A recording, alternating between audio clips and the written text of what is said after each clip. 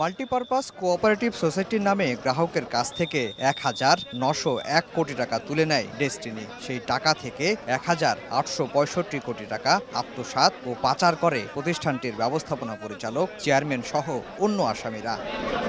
প্রায় ৭ বছর বিচার প্রক্রিয়া শেষে বৃহস্পতিবার আলোচিত এই মামলার রায় ঘোষণা করলেন আদালত। রায়ে ডেস্টিনির এমডি রফিকুল আমিনকে ১২ বছরের কারাদণ্ড দেওয়া হয়েছে। ১০ বছরের কারাদণ্ড হয়েছে ডেস্টিনি মাল্টিপারপাসের চেয়ারম্যান মোহাম্মদ হোসেনের, আর ৪ বছরের কারাদণ্ড হয়েছে ডেস্টিনি গ্রুপের চেয়ারম্যান হারুনুর রশিদের। এছাড়া আরও ৪৩ জনকে দেওয়া হয়েছে বিভিন্ন মেয়াদে সাজা। আসামিদের করা হয়েছে ২৩০০ কোটি টাকা অর্থদণ্ড। জনগণের সাথে প্রতারণা করে তারা তাদের কাছ থেকে ১৯০১ কোটি টাকা অপরাধলব্ধ আয় হিসাবে অর্জন করেছিলেন এবং সেখান থেকে তারা বিভিন্ন প্রক্রিয়ায় ১৮৬১ কোটি টাকা তারা সেখান থেকে তারা স্থানান্তর, হস্তান্তর এবং রূপান্তর করে সেটিকে মানি লন্ডারিংয়ের অপরাধ করেছেন। এবং আমরা দুর্নীতি দমন কমিশন থেকে যথেষ্ট প্রমাণাদি দিয়ে মামলাটা প্রমাণ করতে সমর্থ হয়েছি বিধায় আজকে আমরা ৪৬ জন আসামিরই প্রত্যেকটি আসামি সাজাপ্রাপ্ত হয়েছেন বিভিন্ন মেয়াদে এবং বিভিন্ন প্রায় ২৩০০ কোটি টাকা তাদের বিরুদ্ধে ফাইন করা হয়েছে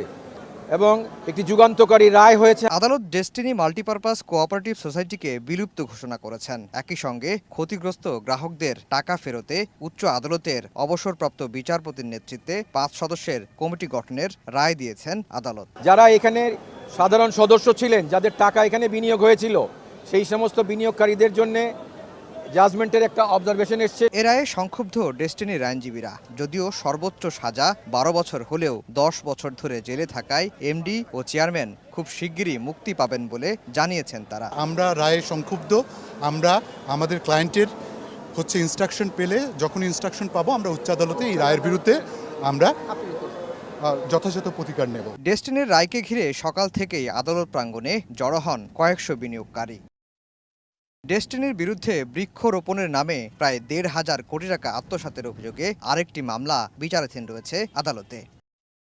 আফজাল হোসেন, সময় সংবাদ, ঢাকা।